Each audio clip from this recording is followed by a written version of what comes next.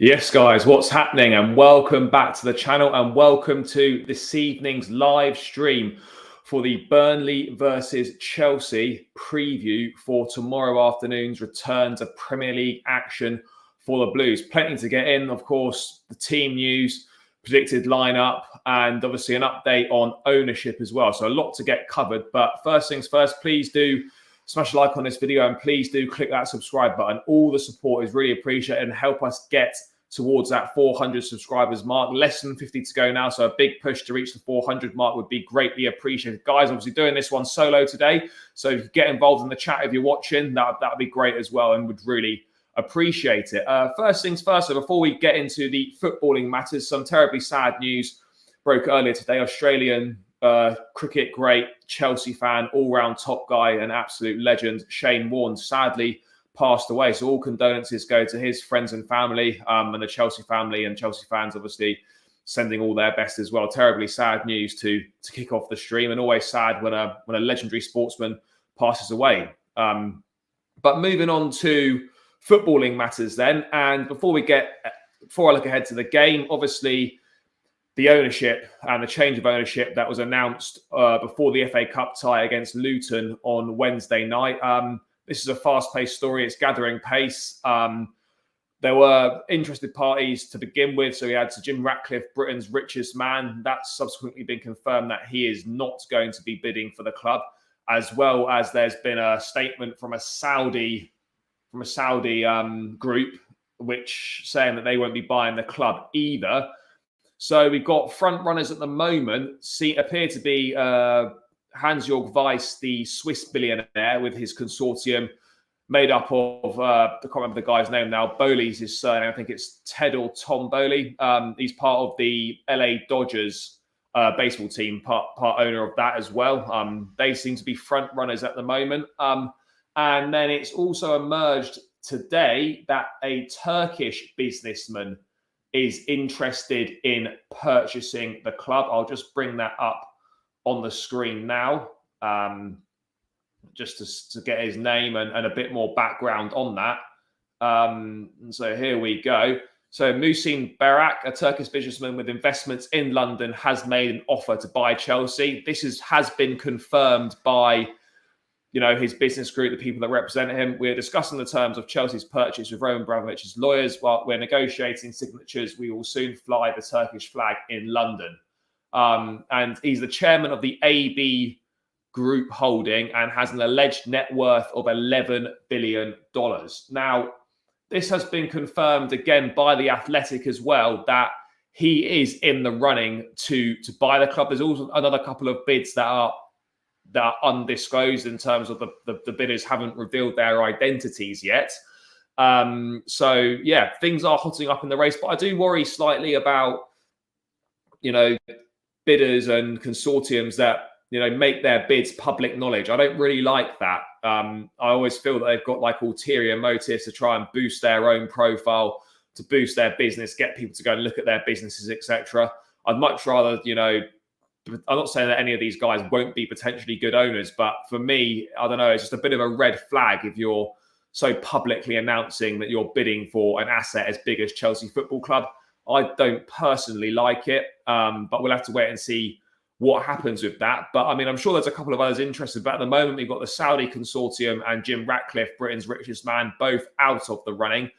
We've got the Swiss billionaire-backed consortium firmly in the running, and now this Turkish billionaire also in the running for the club.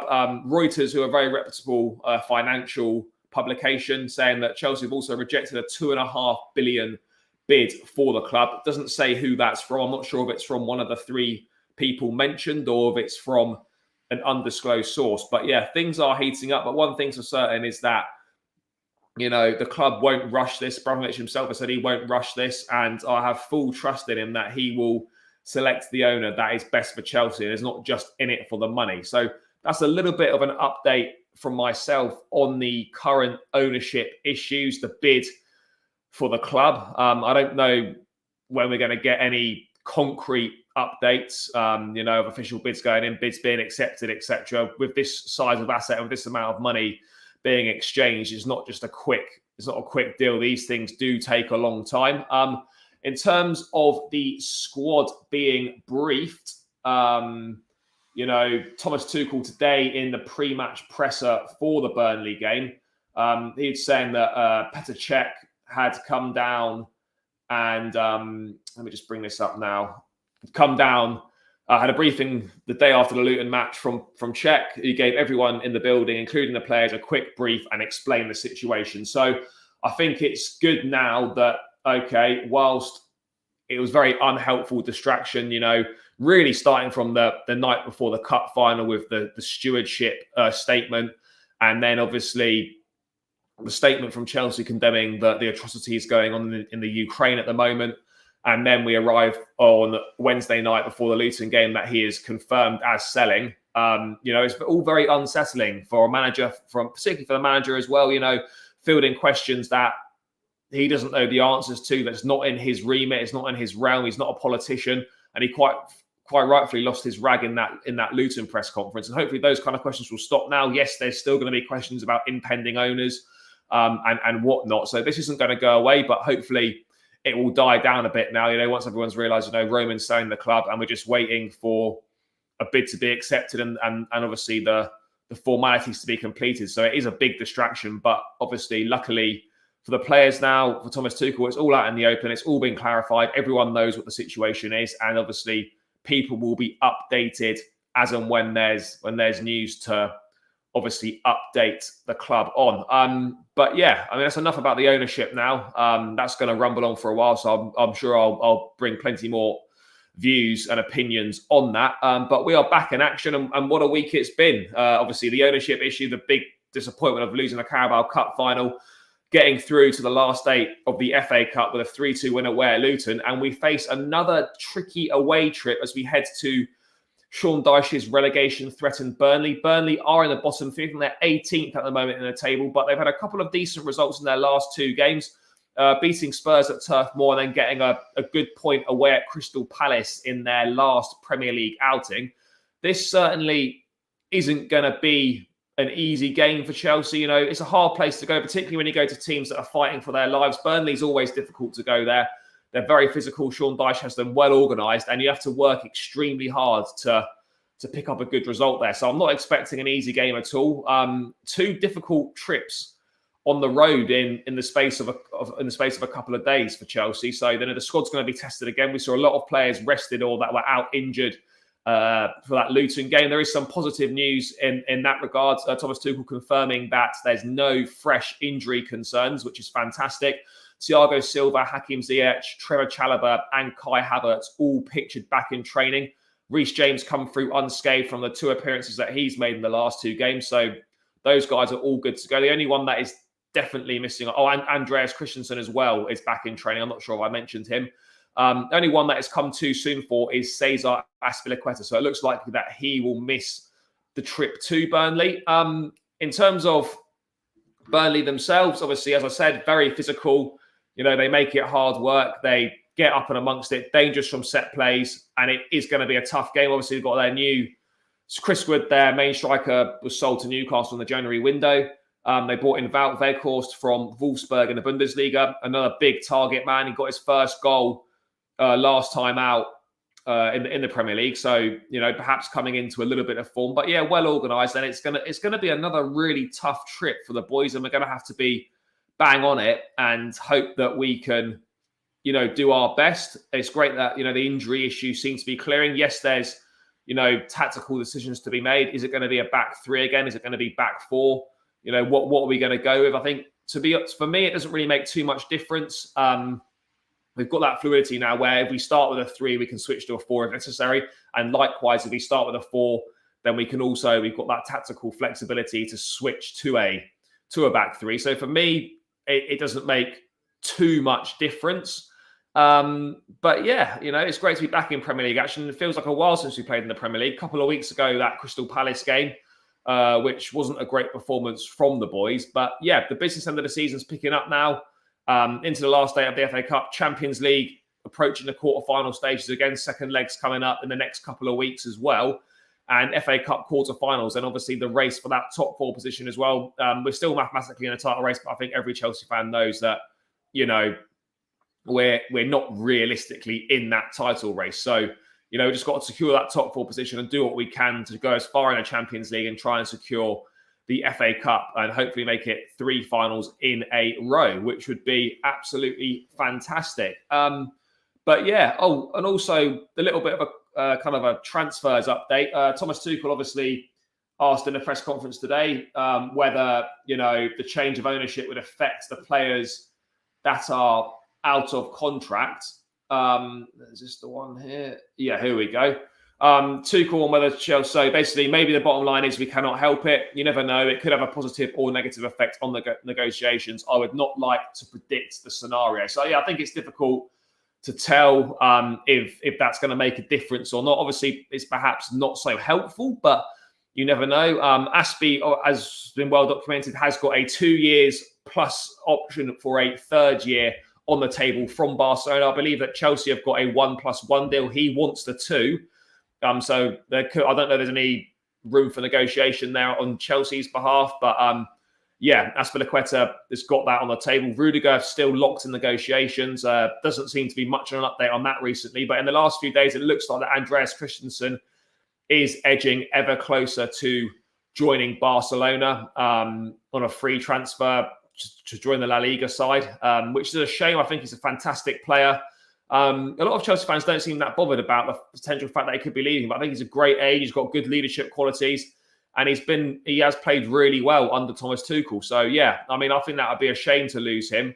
I just hope that we don't end up losing all 3 of them, because we would then require quite a few defensive reinforcements in the window. But yeah, again, no real big updates on those 3 players, other than the fact that Christensen seems to be edging ever nearer to Barcelona, which, as I said, is a bit of a shame, really. It is quite disappointing when you lose players of that caliber, of that quality. I think he could have been a potential future Chelsea captain.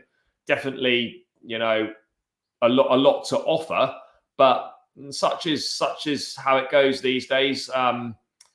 If he doesn't want to be at the club, he doesn't want to be at the club. And it doesn't matter how good you are. If you don't want to be here, then it's kind of you have to move on. So yes, Christensen looks like he will be moving on. In terms of any other news surrounding Chelsea, apart from the ownership, which I've briefly covered, and obviously any updates in and around team news, there's not been an awful lot else going on. That sounds ridiculous because there are some big goings on. But yeah, 3rd game of the week. The games are coming thick and fast now, which is great for us fans. You don't have to go too long between games. But yeah, this game I think is going to be, again, low scoring. It's going to be won and lost on fine margins. Making the most of your opportunities is going to be really, really crucial. So I'm hoping that Chelsea can do that. We do need to, keep winning in the Premier League. We want to extend that gap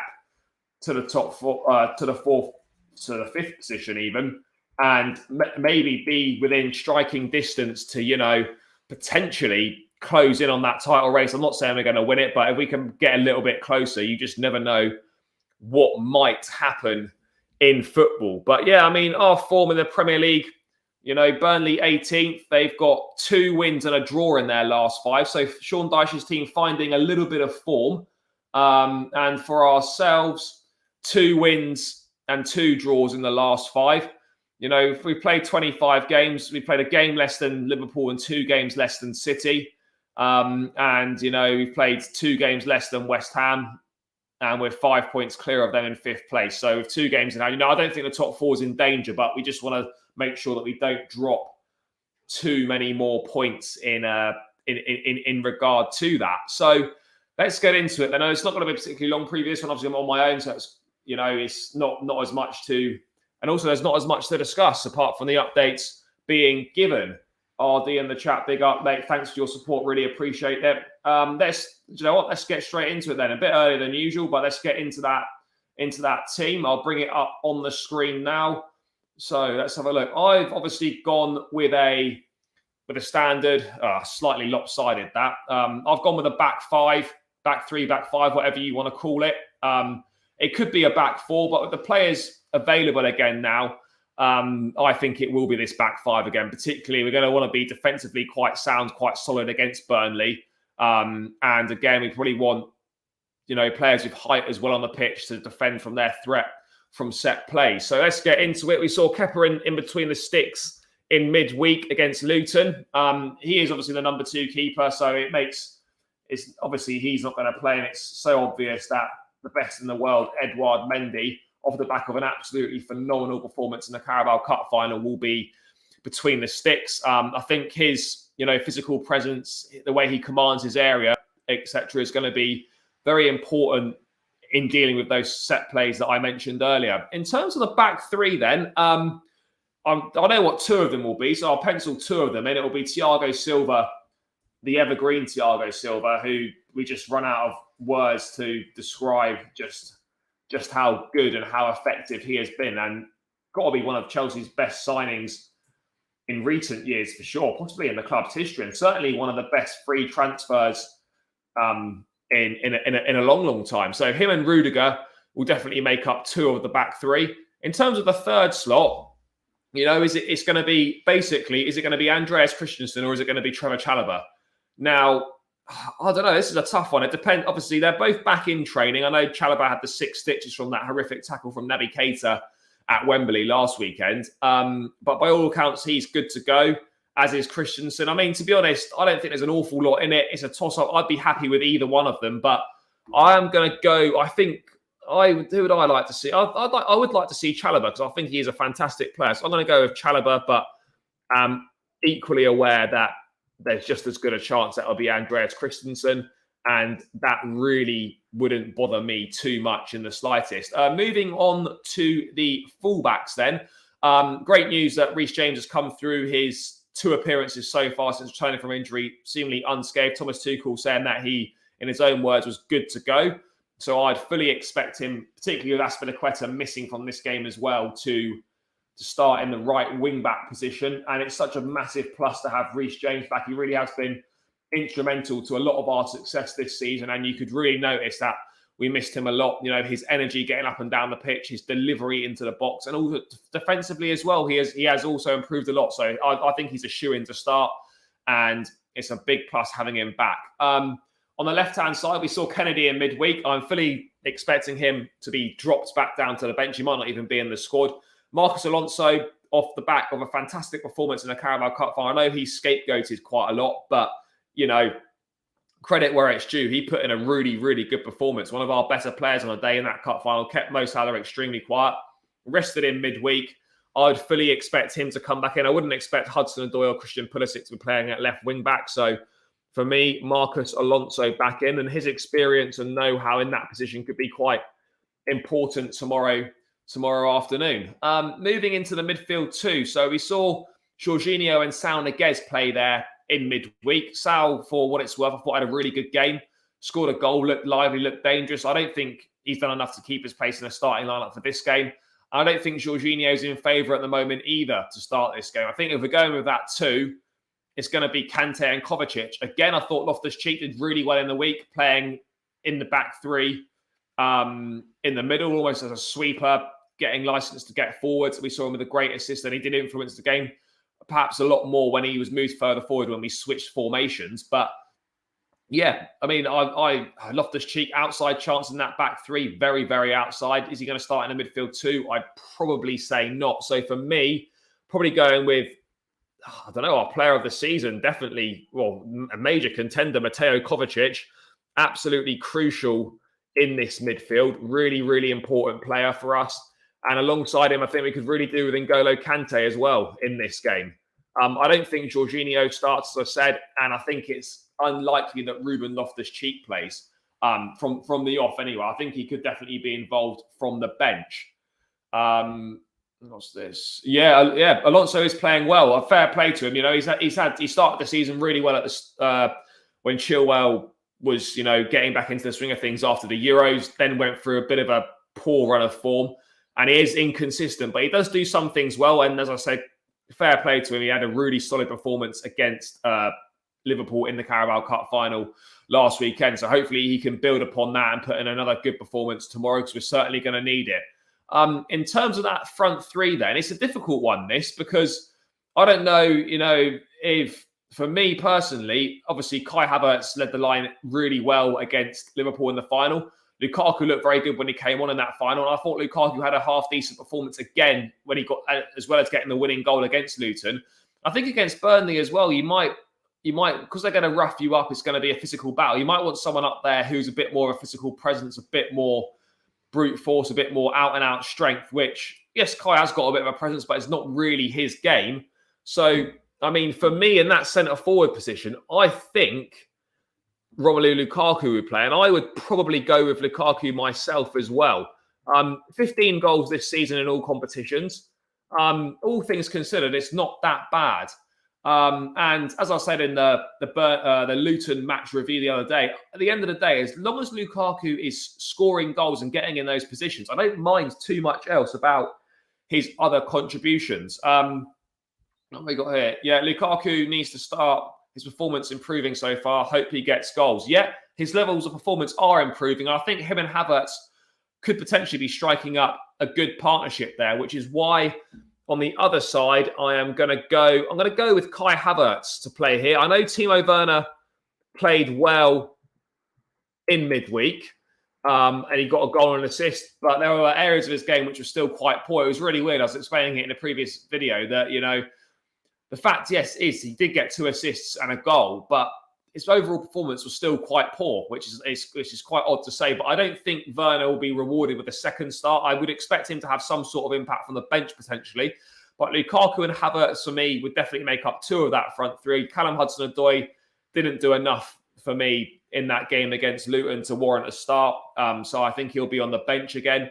Christian Pulisic as well looked bright when he came on against Luton. I just feel that he's not really in Chelsea's first choice or best front three currently. Lukaku and Havertz take 2 of those positions. On the right-hand side, Mason Mount, obviously off the back of disappointment at Wembley. I felt he was okay in midweek against Luton Town. Did all right.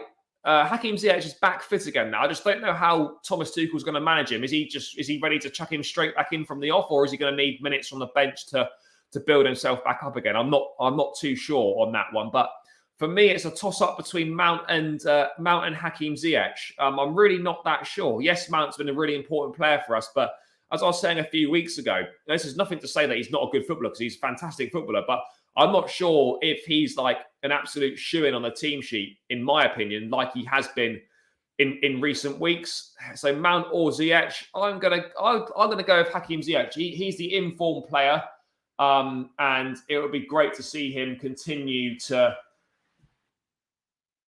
get minutes on the pitch and to carry on that good form, because his form has transformed. So that's the team I'm going with. Mendy in goal, a back three of Chalobah, Thiago Silva, Rudiger, Alonso and James as fullbacks, Kovacic, Kante in the midfield, and a front three of Lukaku, Havertz and Hakim Ziyech, which is definitely more than enough to get the job done. But as we know by now, football is not won on paper, and this is going to be a really, really tough game.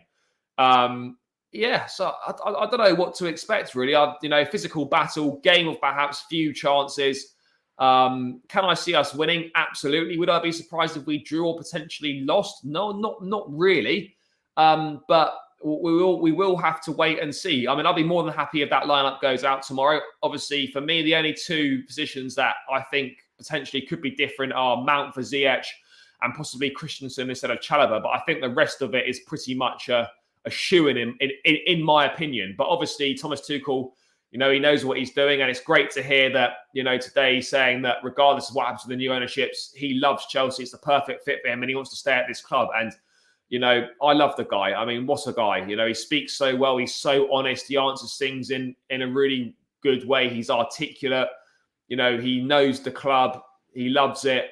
And he's the perfect manager for us at the moment. And one thing I would say is perhaps with the impending departure of Roman, Chelsea might now have an opportunity where there could be genuine longevity for managers rather than kind of lasting 3 years and then being sacked or moving on. It's a possibility to reset that hire and fire culture. Nothing against it, because it's brought us the most success. We've been the most successful English club in the last 20 years. We have 19 trophies in Abramovich's 21 trophies in his 19 years as owner. So it has worked. But yeah, it's potential that new owners could look at, there'll be an opportunity to reset that culture potentially, and an opportunity for Thomas Tuchel to stay long term. And I think every single Chelsea fan wants that, because we have got someone very special, someone that could go on to eclipse Jose Mourinho as Chelsea's greatest ever manager, in my opinion. But right now, he's not quite there. Needs to win some domestic trophies to move himself up. But yeah, that's my team. Expecting a tough game, expecting a physical game tomorrow. I think it'll be similar to Crystal Palace away, in my opinion. A game of few chances. We're going to have to take them. We're going to have to work right up until the final whistle. And Burnley are going to make it really difficult for us. They're fighting for their lives. They've got everything to lose. They want to stay in the Premier League. They don't want to be relegated. So it's going to be a tough game. I think tomorrow, for a score prediction, I'm going to go for a 2-1 Chelsea victory.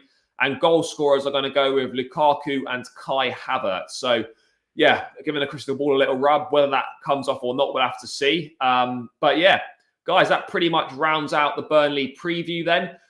Thank you so much for tuning in live. Really appreciate it. As I said at the start of the video, please do smash a like on the video. Please do subscribe to the channel. I appreciate all of your support. Help me get to that 400 mark. Less than 50 to go now. So a big push needed, guys. So you could spread the word, and help me out. I'll be very grateful and would really appreciate it. But yeah, Chelsea back in Premier League action tomorrow. Third game of what's been a tumultuous week on and off the pitch. But guys, as I said, thanks for tuning in, and I'll catch you tomorrow after the game for the match reaction and player ratings. Until then, take care and up the Chelsea.